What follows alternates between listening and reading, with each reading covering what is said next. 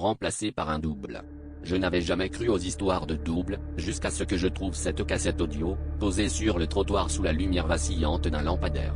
Je m'en souviens encore, le plastique froid entre mes mains, et cette sensation étrange, comme si quelqu'un m'observait depuis l'ombre.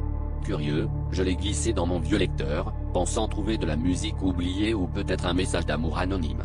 Mais dès que j'ai appuyé sur play, mon sang s'est glacé, c'était ma propre voix qui résonnait, tremblante et paniquée.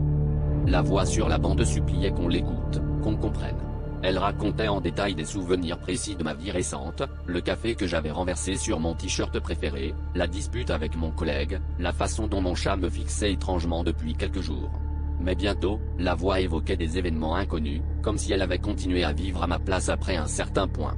Elle répétait sans cesse, « Ils m'ont remplacé. Si tu entends ça, il est déjà trop tard. » J'ai aussitôt vérifié mon téléphone, mes réseaux, cherché des preuves de ce que racontait la cassette. Tout semblait normal, mais un malaise grandissait en moi. Je me suis souvenu d'un trou noir, une soirée récente dont je ne gardais aucun souvenir. Depuis, mes proches me disaient que j'avais changé, que j'étais devenu froid, distant. Le pire, c'est que je commençais à douter de mes propres souvenirs, comme si quelqu'un d'autre les avait vécus à ma place.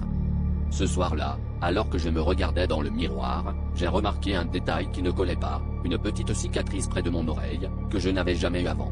Derrière moi, dans le reflet, une silhouette floue s'est matérialisée, la même que celle qui errait dans les souvenirs de la cassette. Avant que je puisse crier, une voix identique à la mienne a chuchoté derrière mon épaule, « Ce n'est pas toi qui vis ta vie.